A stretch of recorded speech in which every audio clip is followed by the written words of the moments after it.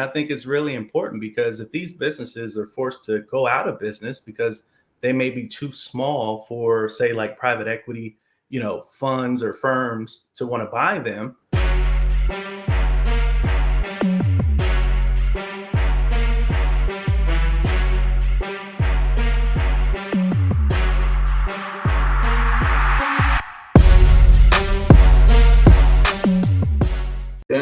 Dun, dun, dun, dun, dun. I just love that beat, man. Let's go.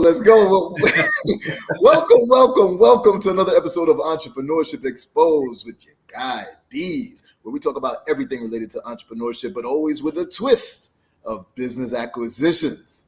And today I am joined by my not only friend, but partner, my brother, Donte McGaughy, who for the longest I couldn't say his last name. All good, brother. All good. Hey, it took some time. I get it, man. I was in the military. Nobody knew how to say it. Listen, my first name being Bjorn, same thing, man. They were like, yeah, what facts. Jamaican, Facts. Bjorn, what? But yeah, man. Pleasure to be here. I appreciate you having me. For sure, man. Welcome to the episode, to the show.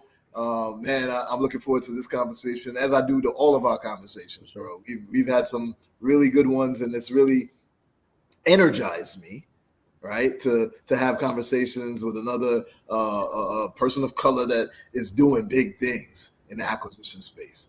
So kudos to you. But let's let the people know a little bit more about you, man. Tell them a little bit more about your background, who you are, and how you came into where you are today. Yeah, for sure, man. So my background, it started with just kind of having the upbringing of seeing, what military career may look like and going into, the military with my parents. They both were in the military, but, having served in the Air Force 6.5 years and did some pretty cool jobs in the Air Force, it led me to being a federal government employee, worked for a few government agencies. And back in 2017, man, as a kid, I'll be honest, I always wanted to be a business owner, and I never quite knew, what type of business I wanted to own. So, 2017, I'm working for the government, but I'm looking at, companies that are for sale and looking at laundromats and dry cleaners and, the typical stuff you look at when you first, start venturing out. Right. So it's funny how we all start there. For some reason, I think the words just got out about laundromats and dry cleaners. So everybody's like, oh, I want a laundromat and dry cleaner. I was like, yo, there's this too. Yeah, it makes so much sense. I get it. Barbershops, I looked at them all, right? So, just kind of starting that search, it led me to owning a franchise consulting business. And, the cool thing about owning that business was I was presented this opportunity from a franchise consultant. And, he told me, he said, one of the good things about owning a business like this is that you can learn so much about different businesses.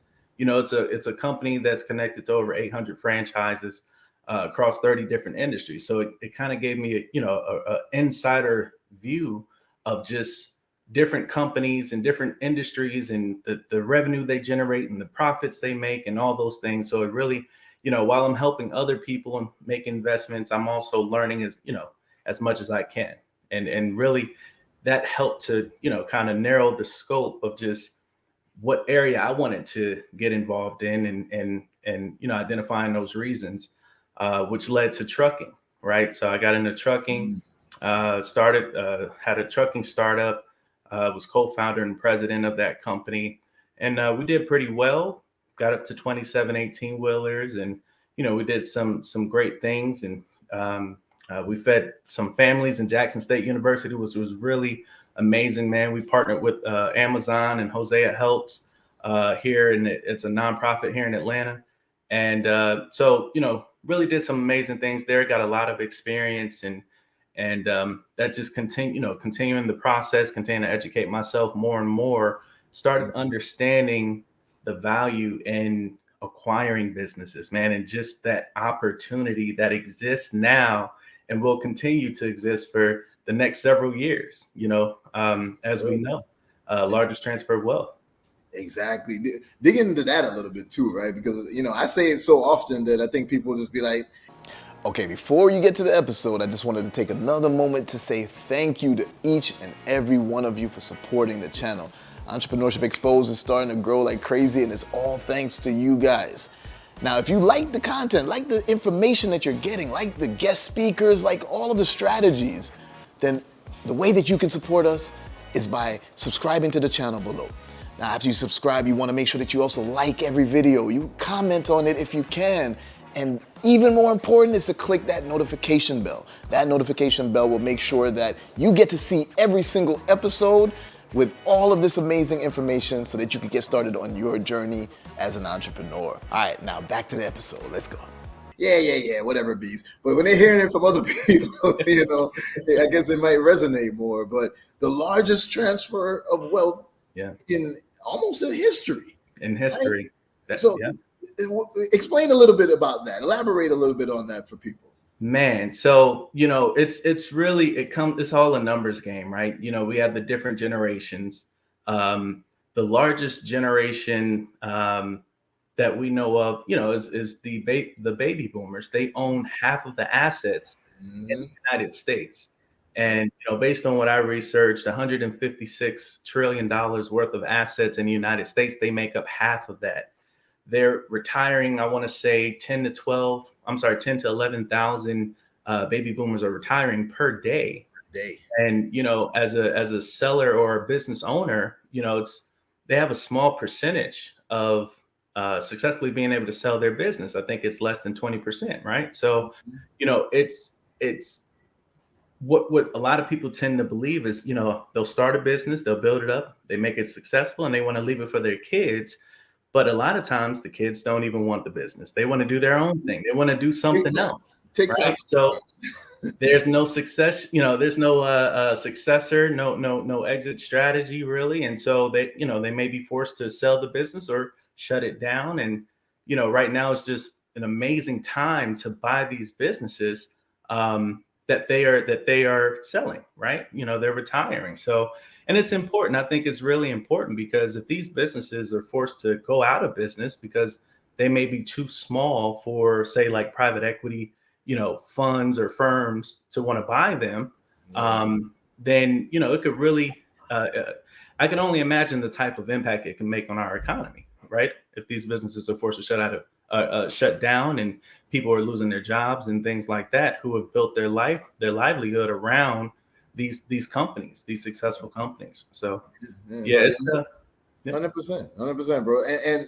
the funny thing about it is, like, there's so many different ways to acquire business, different strategies in M&A, right? Because there's going to be the people who are going to go for a distressed business. I don't like that.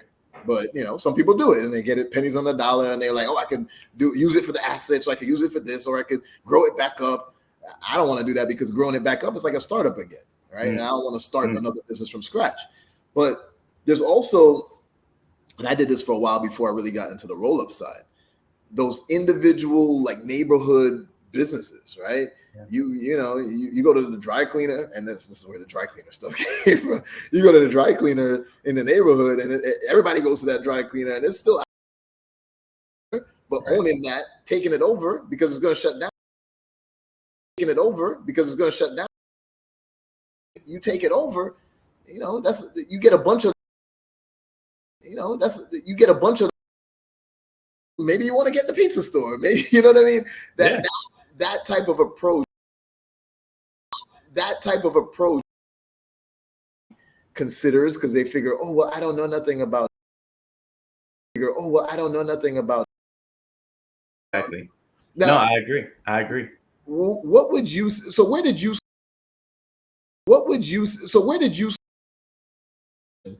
What in terms of the cost for it? In terms of the cost for it, of under 4 million, under 4 million, under 1 acquisition, the EBITDA certain 174,000, right? So that 500,000 last year. Now this was a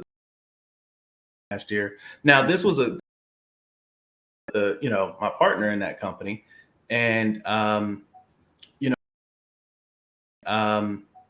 you know, there were some red flags. There were some things, some things, some that business. And the thing is, from what I've learned is, doing less than $1 million or what have you, a lot of acquiring something that you have to be involved in, and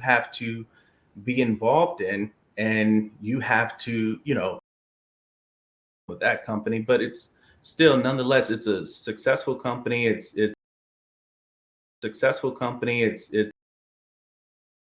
office installation services. So successful company, been has 30 years experience, and so only one that I had spoken with, it certainly wasn't.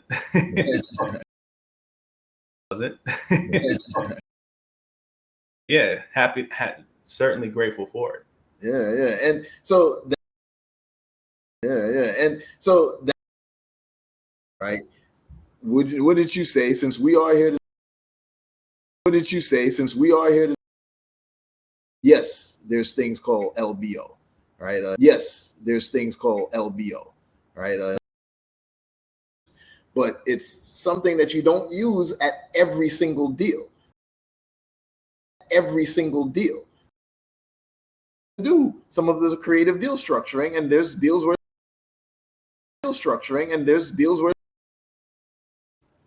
for the one that you mentioned, or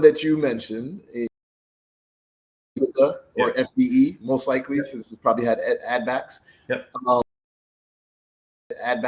Yep. No. Okay. So I would say that. Or personal financing, or maybe use overall. Yeah. Right. I would say so.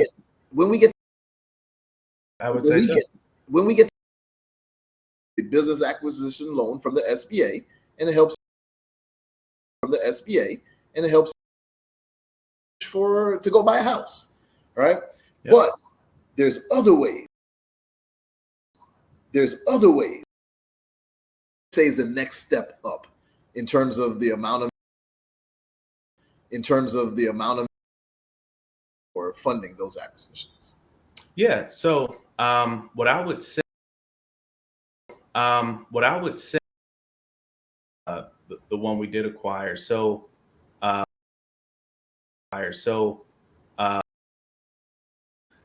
what I brought to the table was industry experience. Company to eventually have certifications and apply to companies at that level, and companies. So I didn't do the SBA, but with other tier companies, internal assets of those companies, and acquire. You have other options where you can equity to the capital stack.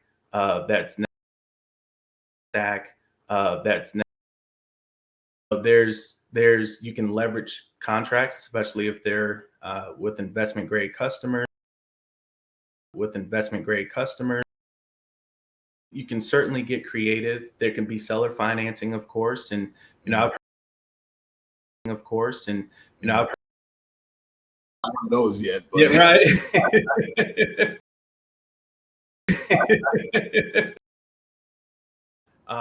It's like the 4-minute mile, man. Once people start, just we're saying that it was impossible. It was, humanly impossible.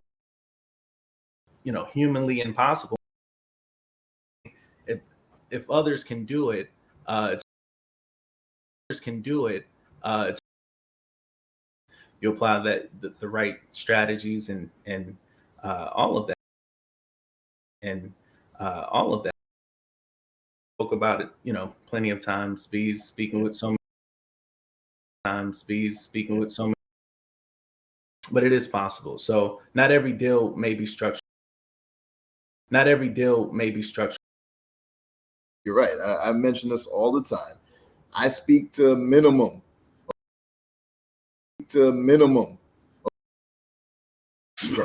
Let's just say 100 deals.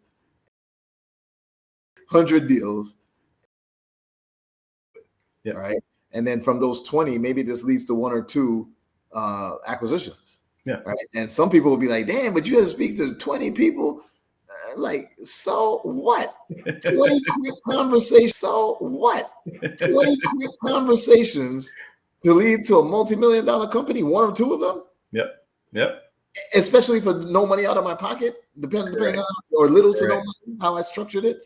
Right. Well, I could have increased that to 100 we looked at, 20 we really liked, so we spoke to those 20. And if I had all the cash in the world, I'll just be like, all right, I want these 10. Yeah. I could do that. Yeah. But if I don't want to spend my own cash and do a leverage buyout, you play in the numbers to see who's willing to be flexible, who's a motivated seller and who's not, right? Yeah. There's a variety of ways to get it done, but you're right. It is a numbers game overall. Absolutely. Those numbers don't look bad to me. I agree. I agree. I mean, listen, when I was selling franchises, it was for every 100 people I would speak with, I may close 1. That can be applied in so many things in business, right? I mean, it's just if you have enough in the pipeline, your chances of closing a few or 1 or 2, however many, is that much higher.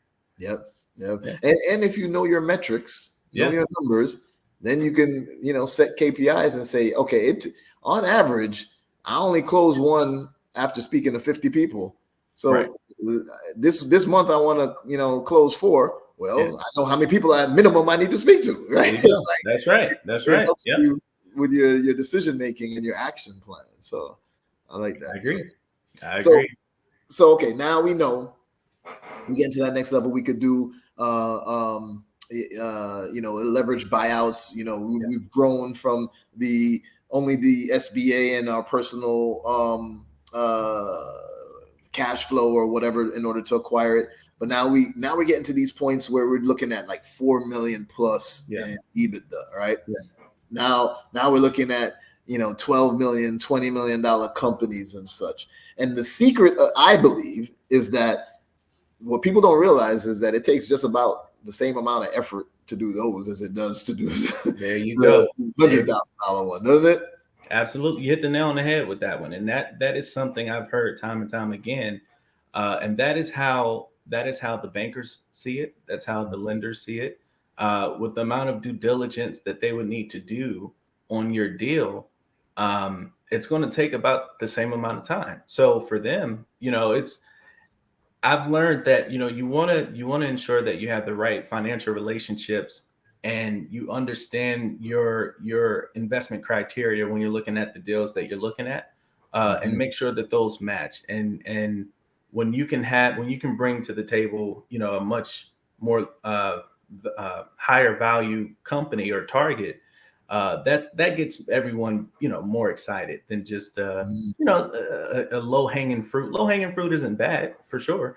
But there's so much capital out there to deploy. And, I know M&A was kind of down last year in the financial markets and whatnot. So, everyone is expecting a better year, and it's already looking like a better year this year. And so the money is out there. And so just identifying the right deal and matching that deal with the right funding group that, that fits their investment criteria, really, it's a winning formula. And that's the key, right? So now we identify the good deals. We get that. That's an art. That's a skill. You have to figure out how to identify good deals. But all you're really doing is looking at what the target investment group is. What are they trying to acquire? Yeah. What is it that they want? What's their acquisition criteria, right? Yeah. So when we're at that 4 million or so in EBITDA level, what would you say we're looking at? Private equity firms or what else? I mean, so with that, I mean, it could be family offices. It could be funds. I know for example, there's a fund that I'm connected to. They have a $450 million fund. And they like to invest in certain deals that have at least 3 million in EBITDA, right? So were you talking about EBITDA or were you talking about top line for that 4 million value? No, EBITDA. Okay, EBITDA, yeah. So just as an example, right? So it just you have options. There are options that are out there. It could go so many different ways. And again, it does depend on what type of downside protection the company, the target has when it comes to collateral, when it comes to their assets, because you can obviously look at those things. You can look at, what type of, how much they may have in backlog with their contracts and leverage that. You can leverage their account receivables. I mean, so many ways you can kind of put a deal together and put the funding groups together to get the deal done. But yeah, I know I have a great relationship with someone, and him. He likes to look at deals anywhere between 3 to 100 million. So if it falls within that range, there's investment funds that can be brought in that are going to be excited about that range. Yeah, you're right, for sure. Now you said family offices at that 4 million, $3 to $4 million range in EBITDA. I would have thought that that's not until we get even higher. Now, mind you, I am making relationships with family offices, and Sure. there may be times that they even connect me with someone who is interested in that tier. But Yeah. I thought it was more the 100 million and up type of deals that family offices more so focus on. What would you say about that? So I'd say with that, right, I received I received a term sheet where a single family office that mainly focused on the cannabis industry, the high net worth individual decided that he wanted the office to focus more on traditional acquisition targets, right? And so I think because of that experience and that target that I had at the time that they issued a term sheet on, the EBITDA was 6.9. And, they were interested, right? I mean, I think you could, I think you're spot on with the majority of the time, the single family offices are looking for higher deals, higher value deals. But occasionally, I mean, you may have a situation like that. And it's all about building those relationships. It's about networking. And you'll see what they want, but you got to build those relationships up front and not waiting until till the last minute to try to scramble for those. I agree. I think that's it's interesting because it's kind of like the chicken and the egg type of thing, right? Like, so for you to build the relationships, people have to know, especially in the financial world, they got to know what type of deals you're looking at, right? So it's kind of hard to build a relationship when you don't have anything to present at the same time. So what you may present initially may not be the deal that gets done, but you may develop a strong relationship out of it. So now you have someone you can keep going back to and say, hey, I know we didn't get that one deal done or what have you. Maybe the timing didn't work out because you were trying to build the rapport in a relationship, but that's still someone that identifies you as a person who targets these types of companies, these types of deals, and they know what you bring is going to be of quality, and it's going to be of something, it's going to be something that they'd be interested in. So I wouldn't fall in love with just one or two deal or target. I wouldn't fall in love with it and just think that, oh, this one is going to be the one that gets across the finish line, because it may not, but there may be some great relationships that can come out of that.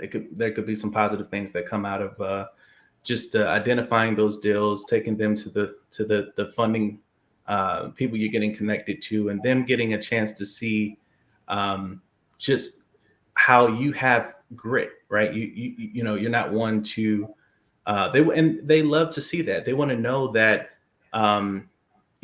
one or two deals, if they don't go through, you're just going to quit, right? Yeah. They want to know that you're going to stick it out and you're going to keep going. Yep. And so that helps. And so when the right deal comes along at the right time, all the stars align. You got what you need to get it across the finish line. You have those relationships already there. Definitely. And how would you go about developing those relationships? So obviously you already kind of said the chicken and egg thing, and you want to show them potential deals, etc. Right. But what are the things that you're focused on developing those relationships? Because you have all the relationships, bro. I mean, you relationships with banks, with investment bankers, with family offices, with private equity. Yeah. Imagine someone's brand new in the space and trying to. You were brand new in the space, and you still got all of those relationships. So how did you do that, being brand new at the time overall? Great question, man. Great question. I think for me, I had to really take a step back and just, identify. Well, for one, I mean, let's just be honest. It starts with self-educating, right? It starts with learning, reading, following those who are already in the position that you're trying to be in and understanding how they did what they did, gaining knowledge from them and seeing how you can apply that to your own life and your own strategy. And so, not everyone is built the same. Everyone has their own value and they should be able to sell themselves the best. But taking that information and then understanding that the knowledge that I received from self-education, being able to understand that I needed to package up whatever value I have, right? Whatever I've done in my career, how can I sell that? And how can I attach that to solving a problem? Because a lot of investors and lenders, they don't want to just hear you want to make a lot of money. Like everybody wants to make money. Okay, but what else is there? What else are you going to do? And why should they trust you with the money? Why should they believe in you? What do you have to offer? Why are you the one? And maybe, not the only one, but why are you one of the ones that can actually realistically, pull this off, right? So branding yourself and identifying a problem that you could solve. So for me, I had trucking experience, and understanding that I had trucking experience, and understanding the supply chain issues that we are still facing, even prior to COVID. People don't even realize that, but labor shortages in these industries like logistics and construction, taking all of that and understanding, well, what is the solution here? And this is something that I have experience in. How can I make this fit and make sense that it would be attractive to the right people, the right lenders, the right banks, and the right investors? And that's really what I did. I put it all together and said, hey, I'm going to acquire businesses in these industries that will help with this problem, right? And so that's a story. And some of the most successful people know how to be able to tell a story, but be able to communicate that and paint the picture and allow people to visualize that, okay, this makes sense. And so me being a minority, me being a service disabled veteran, that was really the value add, because there are so many opportunities that are out there for set aside government contracts for minority participation. And the one thing that I've come to learn is that what usually kind of prevents minority companies from really taking advantage of the need that these larger corporations have when it comes to minority participation is the lack of volume, the lack of capacity. And the trucking industry, it's a fragmented industry. So the majority of the trucking industry, most companies have maybe 5 trucks or less to their name. But, a large corporation may need 10, 20, 30, 40, 50 trucks. And may want a minority certified company to be able to fulfill that work. So it made a lot of sense to consolidate companies, and again, learning that you want to consolidate companies in a fragmented industry. Again, that's something I've read in a book, right? So really just taking that knowledge and applying it, man, and just kind of making it make sense, not just to me, but to everyone. So once I stamped that and made, established the business plan, pitch deck, you name it, and just really mapped out the projections and whatnot, and you put it out there for everyone to see, like on LinkedIn, for example, then people start to see you as that person. They see you, they're going to believe you that you provide this service, that you're capable of this, until you show them that you aren't, or that you show them that you are, But yeah, I mean, that's really how it kind of started, is put myself out there, and I started being contacted by different groups. And so taking the calls, having the calls, and having the exchange and the back and forth, and it started to become clear who I needed to build rapport with, and maybe who I didn't need to, who I could kind of stay away from, right? Like who I didn't really need to do business with. But yeah, it just starts to snowball, and before you know it, you may have a Rolodex that's just pretty valuable. You aging yourself by using the term Rolodex. Man. Oh man, I know, right? Look, you didn't even think about that, did you? Like, I know if I said to my son, "Hey, you could have a Rolodex," he'd be like, "Have a what?" Like, what are you talking about? But yeah, it's that's real. You're right. Yeah. But so the thing with it is, I love your approach for sure, because you just, it's organic. You're building relationships and you're honoring those relationships. But the most important aspect of it is being able to tell that story, like you mentioned. Yeah. I remember you remember Clubhouse? I do. So Clubhouse was popping, it was rocking back in like 2020 and everything. And I remember the sharks from Shark Tank were in a room once, and everybody came in and they were letting people come up and pitch. And too often I would hear people saying, like, I got this great idea, $1 million idea. And, I want you to come in and, for give me $100,000, like something like that. Right, It's like, right. Like, you ain't say nothing about your numbers. All you have is an idea, no proof of concept. And you want me to just come in and just give you money? What's the valuation of the business? Exactly. What's the traction that you've had? Nothing like that being told. No. And that is the key to everything. If you truly want to get funding in your business and you can't have that story together and know your numbers and have something compelling to tell and know your audience. Yep. Because I might present and mention one aspect of the deal to a specific audience, and I mention a different aspect of the deal to another audience, like a highlight. Very true. Right? Very true. So I think that that's the most important aspect of what you mentioned for sure. Yeah. And I hope more people, understand that and start emulating it. Focus on telling that complete story of why somebody should get in on that deal.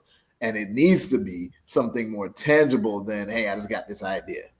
I agree. Yeah. I mean, I think someone just putting it out there, I just got this idea. It kind of shows, they're kind of telling on themselves, right? And what I say about that is, then they're showing that they didn't take the necessary time to fully understand how to even present a deal, right? They didn't take the time, like you mentioned, knowing your audience. That comes with sales. That comes with understanding the other person you're speaking with, and you want to make sure that you can say it in a way that they see the true value in it based on what they value, right? Like, so it's and again, with success, it is built on failures, right? You understand, now, whatever failure you can take from the journey and learn from that, you're that much wiser. So now, you may operate, and next time you have a conversation, that's a very important conversation with the financial, institution or what have you, you may know exactly what to say. You may stay away from certain just things that aren't relevant to that conversation, like you said, pretty much. It's you learn as you go. You may not hit it out the park right out the gate, right? I mean, I think I even saw a video, you mentioned one of your from I think BBI, Someone only spoke with six Oh, people, yeah. and was able to buy a $2 million business. Like that really doesn't happen that often, to only have to speak to that amount of people and successfully buy a $2 million business in 9 months. I mean, But here go the thing. Perspective is everything, right? Because they were upset at the time. They were like, "Oh man, it's taking forever, and I haven't blah blah blah." I was like, "You only spoke to 3. I think it was 3 or 4 people, right?" And then they continued after that for a little bit. Spoke to like 2 more. That's how they get to like 6 or something like that. And then they got into an LOI and started to carry it out. And I was like, "Yeah, but most people go for like 5 years and either their business shuts down or they never even make it to 7 figures in revenue." Yeah. And you spoke to 6 people over 9 months and ended up, it probably took another 2 months to go through due diligence and everything or whatever. But in that period of time, you got a multi-million-dollar business. Like, exactly. Yeah. I mean, and that's a phenomenal just experience for that person, because it's you got others that have, like you said, it takes years.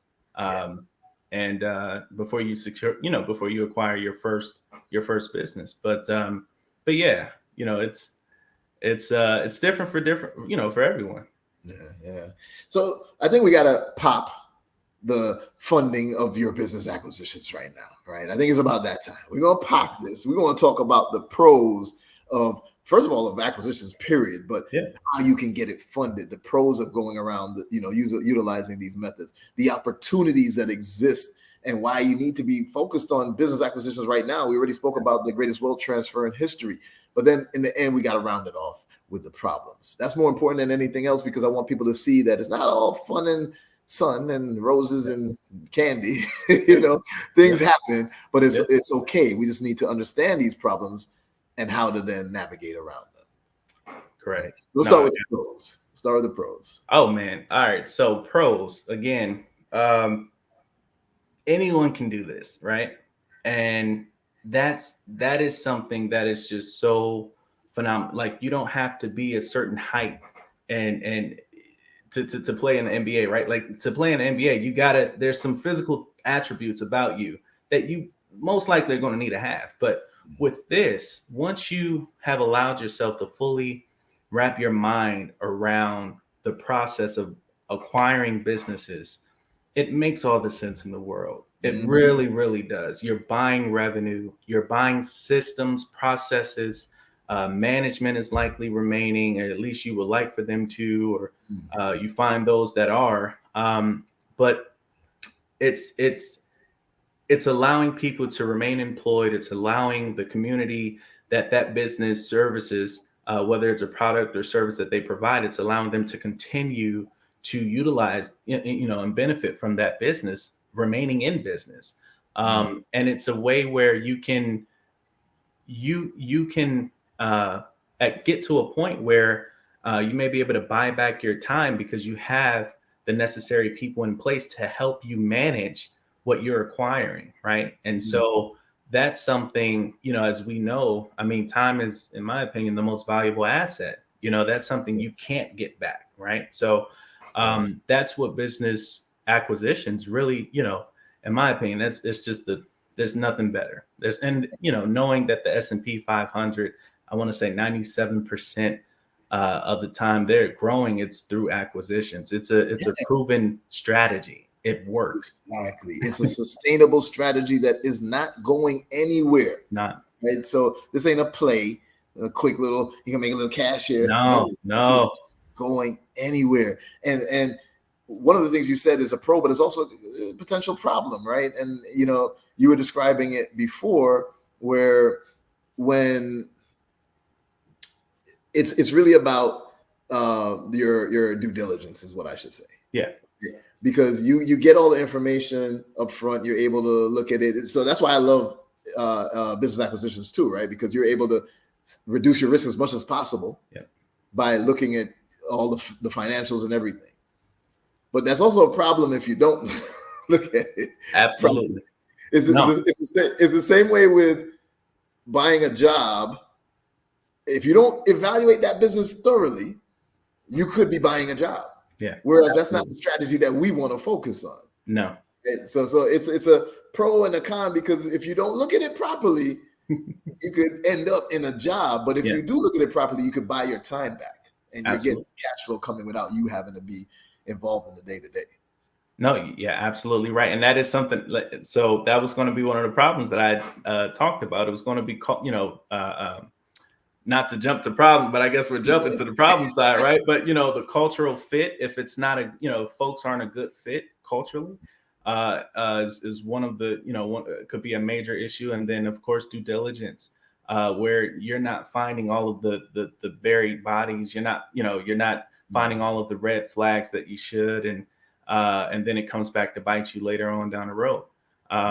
And so, yeah, it's very critical, very important. And then, of course, if it's roll-ups, the integrating aspect of it, you got to integrate properly the companies that you're acquiring, and make sure that, with integrating, that they're culturally a good fit as well, right? So it certainly can be challenging, even when on the bad side of it, right? But that again, and that's why if you are prepared and you have a solid team, and all of these things, these are things that to look out for, then you can kind of get ahead of the issues, and any issues that may arise, you can get ahead of them. So here's my thing too, and I know we kind of jumped into the problems, but I don't even like using that word, problems, right? It's just obstacles, maybe it's lessons, it's it's not a problem, because here's the thing, I don't care if you did everything right, you still gonna have those problems, obstacles, challenges, whatever you want to call it. It's just the nature of being an entrepreneur, it's the nature of business. And if you can't handle that, then you don't need to be in an entrepreneurship or a business at all. I agree. Whether you want it or build it from scratch, it doesn't matter. So I'm always hesitant when people say, but if I buy this business, then, what if something, you mentioned buried bodies. What if I don't catch all the buried bodies? You know what I'm saying? Like, you still walked into something with a bunch of revenue coming in. You did. Use it to dig up the buried bodies. Yeah, exactly. Use it to cremate those bodies that you found later on, whatever it may be. It's perspective again, man. Yeah.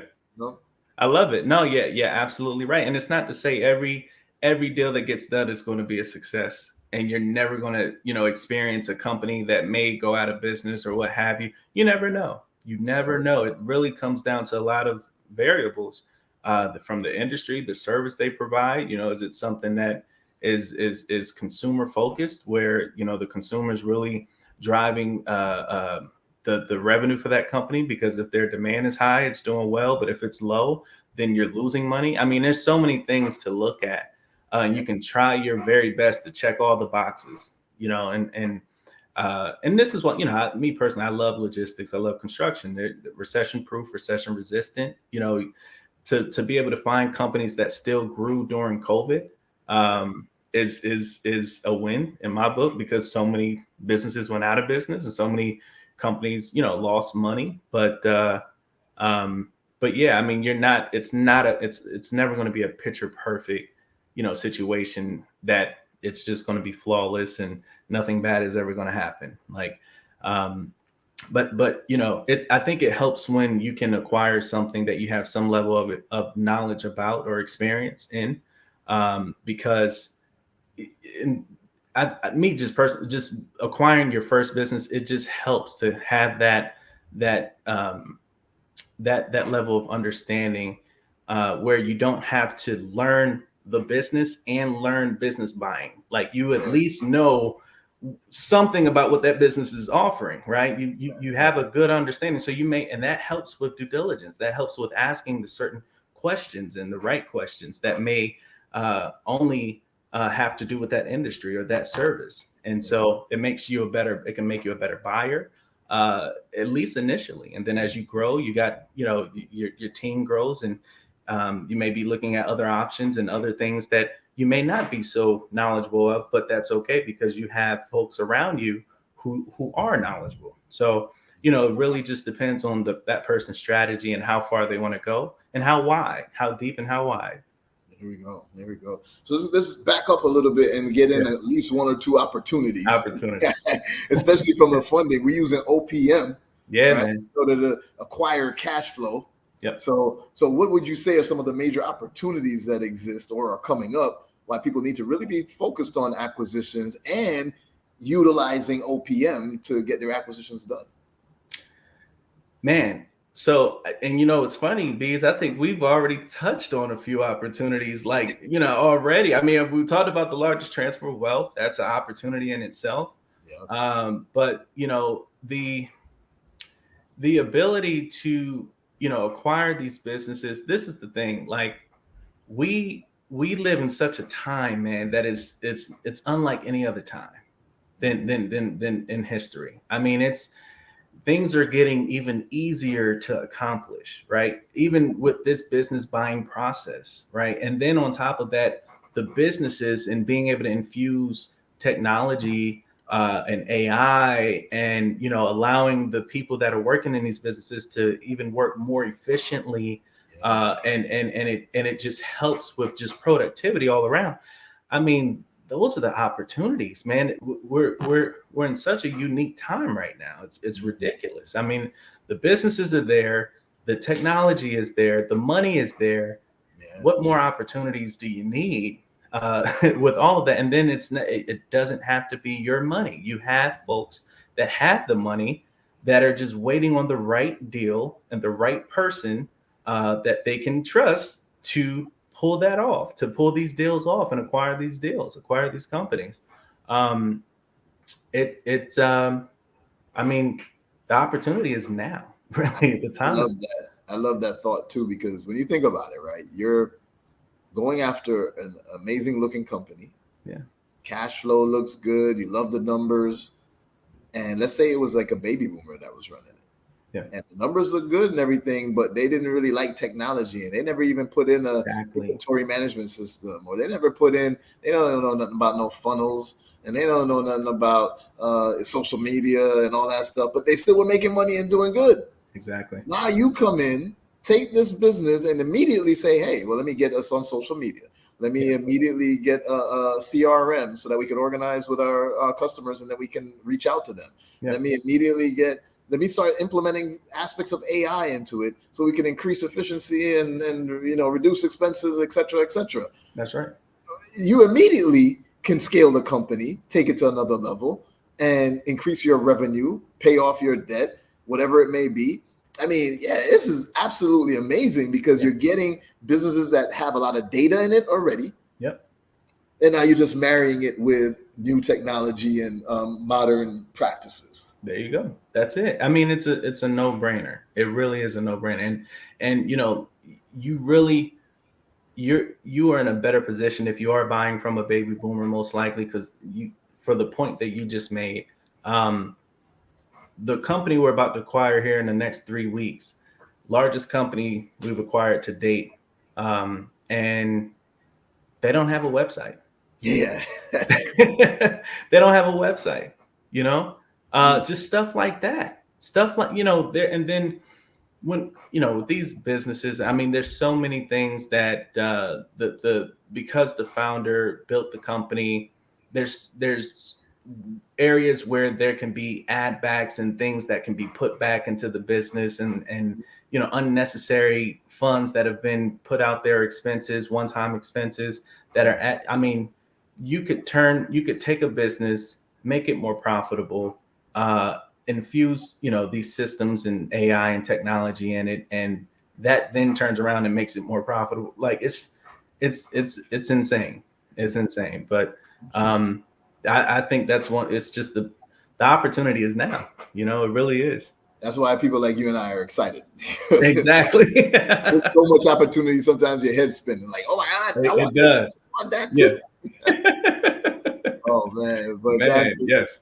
Then what I would like for you to do is leave us with one major gem about funding, right? If you are someone out there, you're trying to figure out how to get funding in your business, your acquisition that you're trying to do, what's a major gem that you would say that, listen, do this, this will help you significantly? Putting you on the spot. Yeah. All right, I'll say a major gem would be to find the folks that have the access to the capital. You can try to reach out to these different funding institutions and investment funds, investment banks on your own. You can try, you can do that. And it's not to say you won't be successful. But if you know the people that know the decision makers in these institutions, not the middle management. I'm talking about the president, the owners, the those folks. If you can connect to the people who know those people, you have a lot of resources at your disposal. You have a lot of options.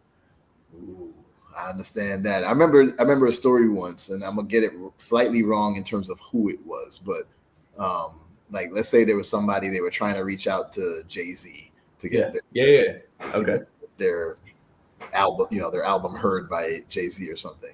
So what they did is they stalked Jay-Z's like social media page and found this one guy who was always like, "All right, man, I'll catch you next week," or whatever. Realized that was Jay-Z's barber, and then started networking with Jay-Z's barber.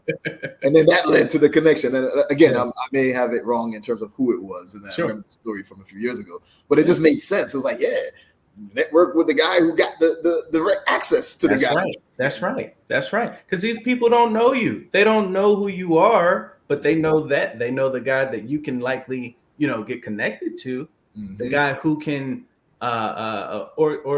lady, who can capitalize off of what you have. Mm-hmm. So they have these relationships. They're not looking to buy the businesses themselves. Exactly. So they need the folks like you to come in and say, "Hey, I got this deal." They'll say, "Oh, I got these people. Let's go ahead and put that together and make some money." It's a win-win-win. Look for the win-win-wins, in my opinion. If it's you don't want it to be all in one-sided where one side wins the most. If it's a situation where all parties can win, and it's a common goal that's achieved, that's a good formula. There we go. Well, Donte, thank you so much for joining us on Entrepreneurship Exposed, where you helped us to expose how to get funding in your business acquisitions. Right. So, Donte, tell the people how best to get in touch with you, how to reach out to you, where they can learn more, anything like that. Yeah, man. Oh, absolutely. So I'm certainly on LinkedIn, of course. So it's simple. I mean, really my first, last name, Donte McGaughy. I'm likely the only Donte McGaughy on there.